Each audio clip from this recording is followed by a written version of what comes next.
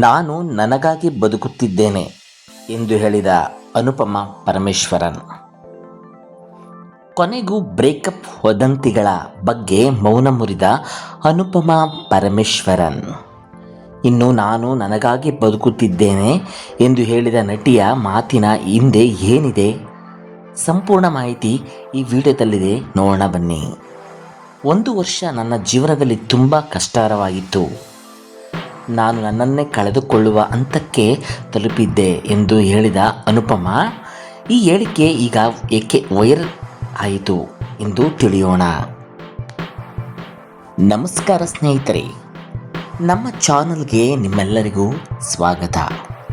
ಕಳೆದ ಕೆಲವು ವಾರಗಳಿಂದ ಸಾಮಾಜಿಕ ಜಾಲತಾಣಗಳಲ್ಲಿ ನಟಿ ಅನುಪಮ ಪರಮೇಶ್ವರನ್ ಅವರ ವೈಯಕ್ತಿಕ ಜೀವನದ ಬಗ್ಗೆ ಸಾಕಷ್ಟು ಚರ್ಚೆಗಳು ನಡೆಯುತ್ತಿವೆ. ವಿಶೇಷವಾಗಿ ಬ್ರೇಕಪ್ ವದಂತಿಗಳು ಅಭಿಮಾನಿಗಳ ಗಮನ ಸೆಳೆದಿವೆ.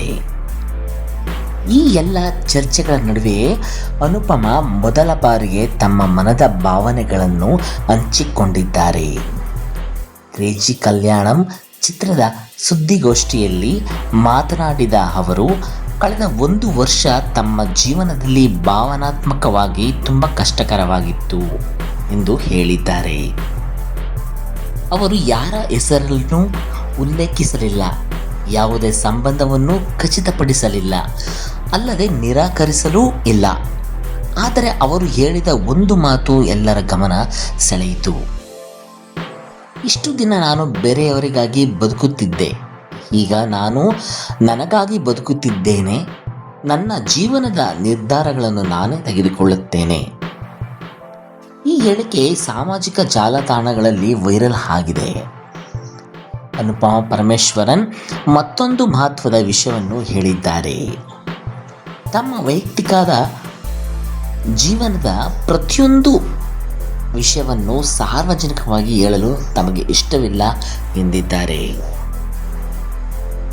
ಈಗ ತಾವು ನೆಮ್ಮದಿಯಿಂದ ಇದ್ದು ಹಳೆಯ ಘಟನೆಗಳನ್ನು ನೆನಪಿಸಿಕೊಳ್ಳುವ ಬದಲು ಭವಿಷ್ಯದತ್ತ ಗಮನ ಹರಿಸುತ್ತಿದ್ದೇನೆ ಎಂದು ಅನುಪಮ ಪರಮೇಶ್ವರನ್ ಹೇಳಿದ್ದಾರೆ. ವೈಯಕ್ತಿಕ ಜೀವನದ ಪ್ರತಿಯೊಂದು ವಿಷಯವನ್ನು ಹೇಳಲು ನನಗೆ ಇಷ್ಟವಿಲ್ಲ ಎಂದಿದ್ದಾರೆ. ಇದರಿಂದ ಅಭಿಮಾನಿಗಳು ಕೂಡ ಸಂತಸ ವ್ಯಕ್ತಪಡಿಸಿದ್ದಾರೆ.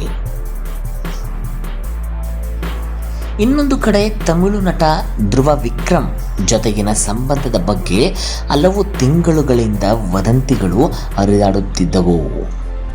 ಬೈಸನ್ ಚಿತ್ರದ ನಂತರ ಇಬ್ಬರು ಪ್ರೀತಿಯಲ್ಲಿದ್ದಾರೆ ಎಂಬ ಸುದ್ದಿಗಳು ಸಾಮಾಜಿಕ ಜಾಲತಾಣಗಳಲ್ಲಿ ಹರಿದಾಡಿದ್ದವು.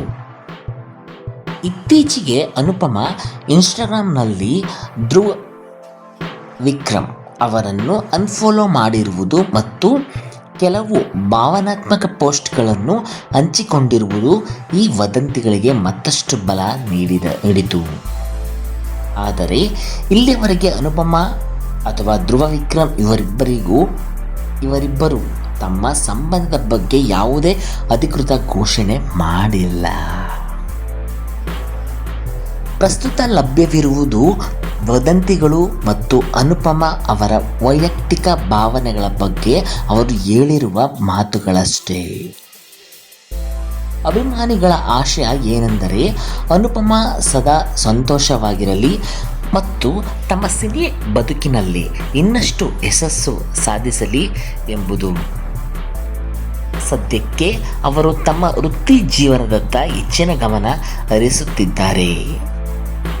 ಈ ಬಗ್ಗೆ ನಿಮ್ಮ ಅಭಿಪ್ರಾಯವೇನು? ಕಾಮೆಂಟ್ನಲ್ಲಿ ತಿಳಿಸಿ.